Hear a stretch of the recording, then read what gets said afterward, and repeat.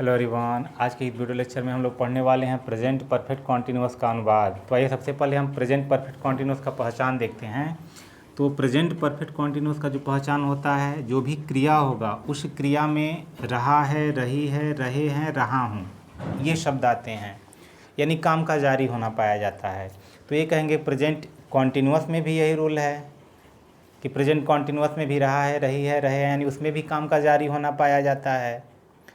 तो फिर present continuous और प्रेजेंट परफेक्ट कॉन्टिन्यूअस में अंतर क्या है? तो अंतर है कि इसमें काम प्रारंभ होने का समय दिया रहता है, यानी प्रेजेंट परफेक्ट कॉन्टिन्यूअस में काम प्रारंभ होने का समय दिया रहता है। अब किस प्रकार का समय दिया रहता है? तो मान लीजिए कि हम सब हिंदी में उसको पढ़ रहे हैं। अगर हमारा हिंदी में पहचान है कि रहा है, रही है, लेकिन कुछ रीजनल भाषाएं भी होती हैं, तो उस रीजनल भाषा में हम इसको किस प्रकार से जानेंगे कि प्रेजेंट परफेक्ट कॉन्टिन्यूअस टेंस है? वहाँ तो रहा, रही नहीं आएगा। तो हम इसको इस तरह भी पहचान सकते हैं कि बीते हुए समय में, मतलब पास्ट के समय में जो कार्य प्रारंभ हुआ हो और अब तक वह जारी है, अभी तक वह एंड नहीं हुआ है, उसका एंडिंग पॉइंट नहीं दिया हुआ है, तो वह प्रेजेंट परफेक्ट कॉन्टिन्यूअस टेंस होता है। एक बार पुनः बताते हैं कि जो कार्य बीते हुए समय में यानी पास्ट टेंस में शुरू हुआ हो और अब तक वह चल रहा हो, वह एंड नहीं हुआ है, तो वह प्रेजेंट परफेक्ट कॉन्टिन्यूअस टेंस होता है। जैसे वह 2 घंटे से पढ़ रहा है, तो बीते हुए 2 घंटे से और अब तक उसकी जो पढ़ाई है वह चल रही है। वह विगत 4 दिनों से मुंबई में रह रहा है, वह कई दिनों से उपस्थित नहीं है। तो इस प्रकार के जो सेंटेंस होते हैं वह प्रेजेंट परफेक्ट कॉन्टिन्यूअस के अंतर्गत आते हैं। तो आइए अब सबसे पहले इसके रूल को देखते हैं। तो प्रेजेंट परफेक्ट कॉन्टिन्यूअस का टेंस बनाने के लिए सबसे पहले ये क्या करते हैं कि अगर सब्जेक्ट सिंगुलर नंबर होगा, तो सिंगुलर नंबर में आता है ही हुआ, शी हुआ, इट हुआ, या सिंगुलर नंबर का कोई नाउन आता है तो उसके साथ हैज का प्रयोग करते हैं और उसके साथ बीन लग जाता है।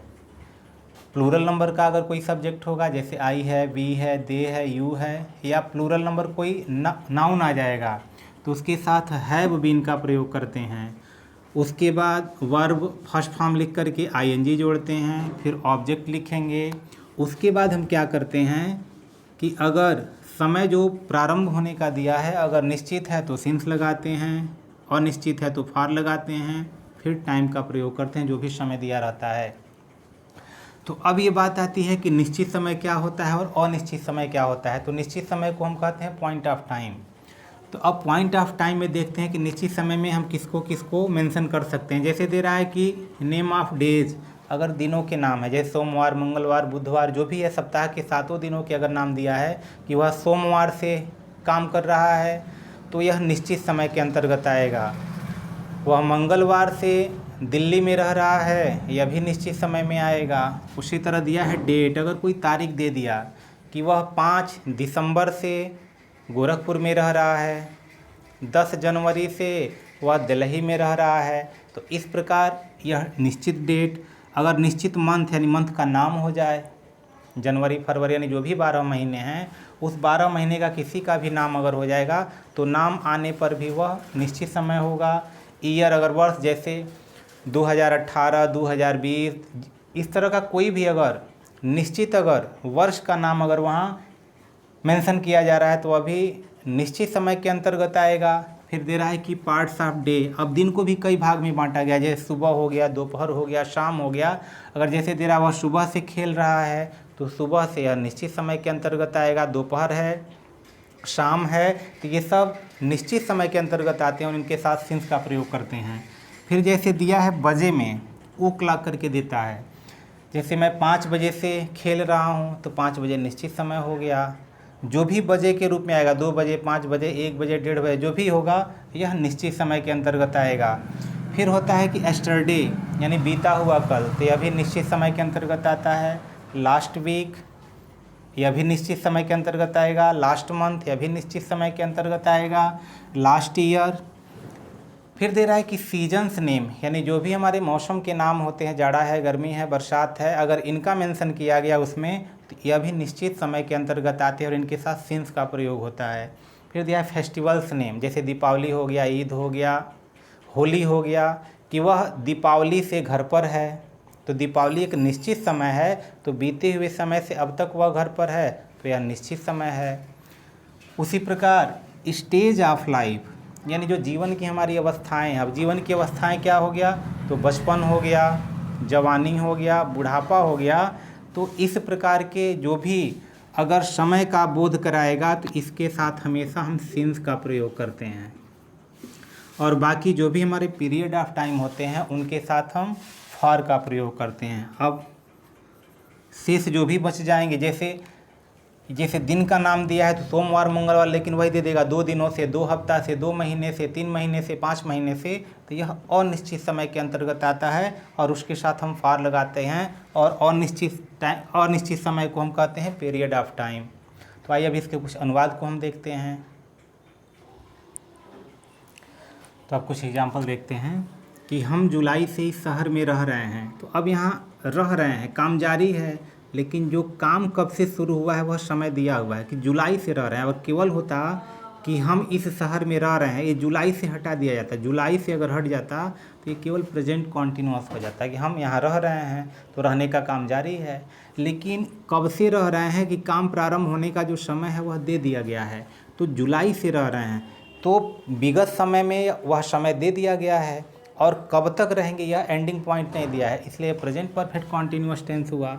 तो अगर हम इसको अनुवाद के रूप में लिखते हैं तो ये हो गया वी प्लूरल नंबर है, तो हैव, उसके बाद तुरंत हमको बीन लगा देना है, वर्ब फर्स्ट फॉर्म लगा करके आईएनजी, तो रहना की अंग्रेजी लिव, और उसी में ING. We have been living, रह रहे हैं, कहाँ रह रहे हैं, तो इस शहर में। तो अब यहाँ हो जाएगा इन दिस सिटी, इस शहर में रह रहे हैं। अब कब से रह रहे हैं, तो इसी से की अंग्रेजी हमको सिंस या फॉर लगाना होता है। तो जुलाई निश्चित समय है, तो इसलिए यहाँ सिंस लगाएं, क्योंकि यह नाम दिया है महीने का, तो नाम जो भी होगा वह निश्चित समय होगा, वह सिंस लगेगा, और ये हो गया जुलाई। We have been living in this city since July, कि हम सब इस शहर में जुलाई से रह रहे हैं। फिर अगला दिया है कि तुम 3 घंटे से इस काम को कर रहे हो। फिर यहाँ यू, अब काम कब से प्रारंभ हुआ है, दिया है कि 3 घंटे से, तो निश्चित समय नहीं है, क्योंकि अगर बजे देता तब तो यह निश्चित होता। अब यह पीरियड ऑफ टाइम के अंतर्गत आता है, 3 घंटा, 3 दिन, 5 दिन, 10 साल, जो भी है इस तरह से। अगर एक्यूरेट देता तो डेट देता, तो इसलिए इसमें फॉर का प्रयोग होगा। तो पहले देखते हैं यू प्लूरल नंबर में है, तो फिर पहले हैव, उसके बाद हो जाएगा बीन, वर्ब आ गया कि कर रहे हो, यू हैव बीन। अब यहाँ हो जाएगा डूइंग, कर रहे हो, तो क्या कर रहे हो, तो इस काम को कर रहे हो, तो this work. You have been doing this work, तुम इस काम को कर रहे हो। फिर दिया है समय कि 3 घंटे से, तो इसी से के लिए हमको सिंस और फॉर लगाना है। तो 3 घंटा अनिश्चित समय है, पीरियड ऑफ टाइम है, तो इसलिए यहाँ फॉर लगेगा, फॉर 3 आवर्स। यहाँ हो जाएगा 3 आवर्स,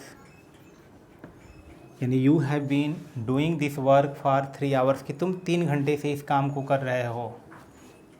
फिर दिया है कि वह सुबह से तुम्हारी प्रतीक्षा कर रहा है, यानी वह तुम्हारी प्रतीक्षा कर रहा है। इतना अगर होता तो प्रेजेंट कॉन्टिन्यूअस, लेकिन इसमें समय दे दिया सुबह से, कि वह सुबह से तुम्हारी प्रतीक्षा कर रहा है। तो सुबह निश्चित समय, क्योंकि यह जो पार्ट्स ऑफ डे के अंतर्गत आता है, तो यह निश्चित समय आता है, तो यह पॉइंट ऑफ टाइम है। तो अब यहाँ हो जाएगा ही सिंगुलर नंबर के अंतर्गत आता है, इसलिए हैज़, तुरंत यहाँ बीन लग जाएगा। वर्ब है प्रतीक्षा करना, तो अब यहाँ हो जाएगा वेट, और उसी में हमको आईएनजी जोड़ देना है। तो ही हैज़ बीन वेटिंग, वह प्रतीक्षा कर रहा है। किसकी प्रतीक्षा कर रहा है, तो तुम्हारी प्रतीक्षा कर रहा है। तो वेट के बाद एक प्रीपोजिशन आता है फॉर, इसको लगाएंगे, वेटिंग फॉर यू, यानी ये वाला फॉर ये नहीं है, ये प्रीपोजिशन है, इसके लिए वेट के बाद ये आता है। तो वेटिंग फॉर यू, वह तुम्हारे लिए प्रतीक्षा कर रहा है। अब उसके बाद दे रहा है कि सुबह से कर रहा है, तो यह क्या बोलते हैं, निश्चित समय है, तो इसलिए यहाँ पे सिंस का प्रयोग कर देंगे, और यहाँ हो जाएगा मॉर्निंग, सिंस मॉर्निंग, कि वह सुबह से तुम्हारी प्रतीक्षा कर रहा है। अगला सेंटेंस है श्रुति 15 मार्च से विद्यालय नहीं जा रही है।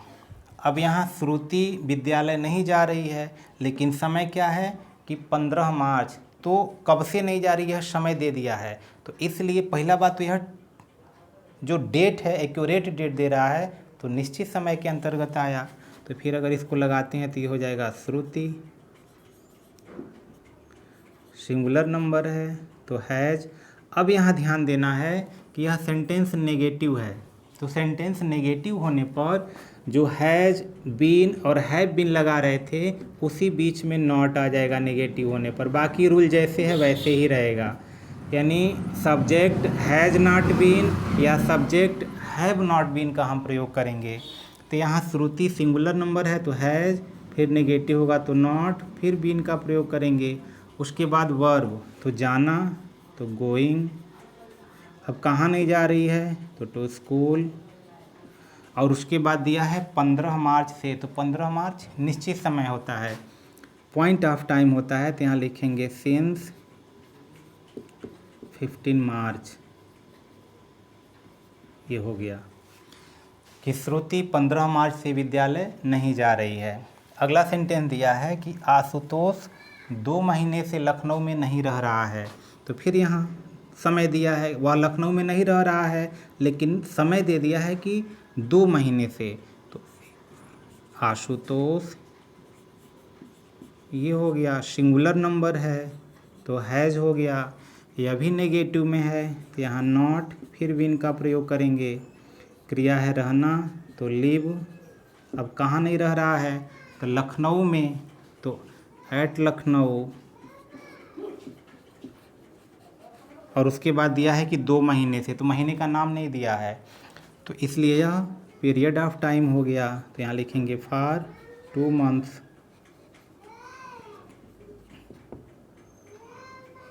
ये हो गया कि आशुतोष 2 महीने से लखनऊ में नहीं रह रहा है, कि Ashutosh has not been living at Lucknow for 2 months.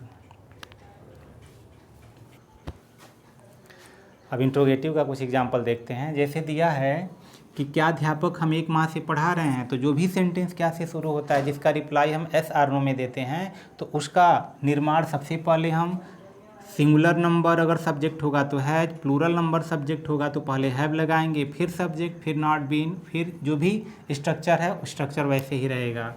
तो अध्यापक सिंगुलर नंबर, तो इसलिए पहले हमको हैज लिखना होगा, हैज द टीचर।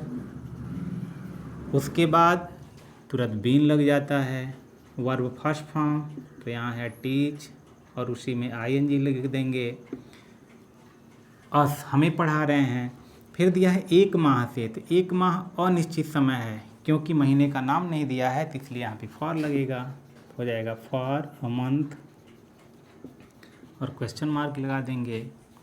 फिर दिया है क्या खिलाड़ी 3 बजे से मैच नहीं खेल रहे हैं, तो यहाँ प्लूरल नंबर में, तो इसलिए पहले अब हैव लिखेंगे कि हैव द प्लेयर्स। नेगेटिव है तो नॉट, फिर बीन लग जाएगा, नॉट फिर बीन। वर्ब फर्स्ट फॉर्म में आईएनजी, तो खेलना, तो ये हो जाएगा प्ले और उसी में आईएनजी। क्या नहीं खेल रहे हैं, तो मैच नहीं खेल रहे हैं, तो ये हो गया मैच।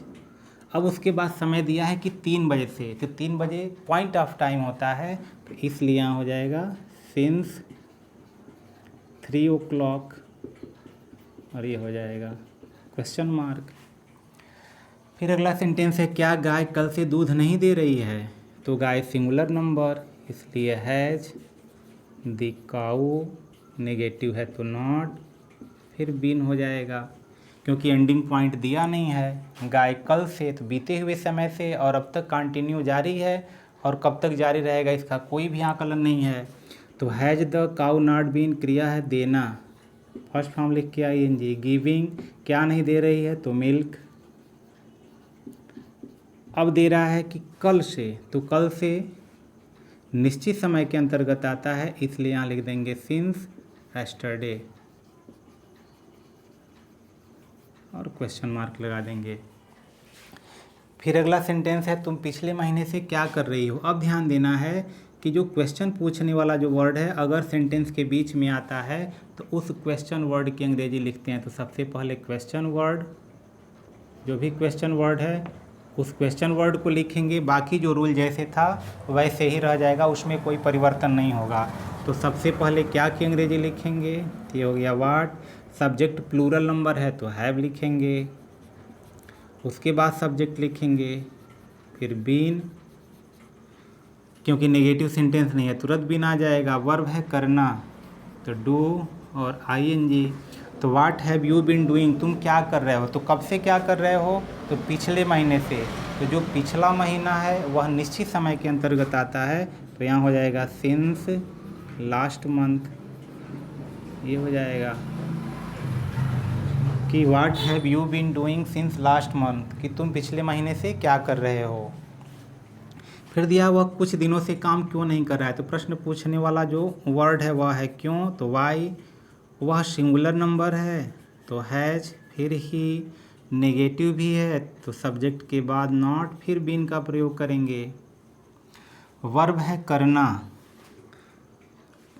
तो यहाँ डूइंग, और उसके बाद ऑब्जेक्ट बचा है वर्क चाहे टास्क, दोनों में से कोई लिख सकते हैं। Why has he not been doing work या डूइंग टास्क। अब दिया है कुछ दिनों से, तो अनिश्चित समय है। जो भी पीछे वाला जो दिन दिया है कुछ दिन है, तो यहाँ लिखेंगे फॉर सम डेज। यहाँ हो गया सम डेज और क्वेश्चन मार्क लगा देंगे। तो इस प्रकार जो हमारा प्रेजेंट परफेक्ट कॉन्टिन्यूअस का टेंस है, आशा करते हैं वह समझ में आया होगा।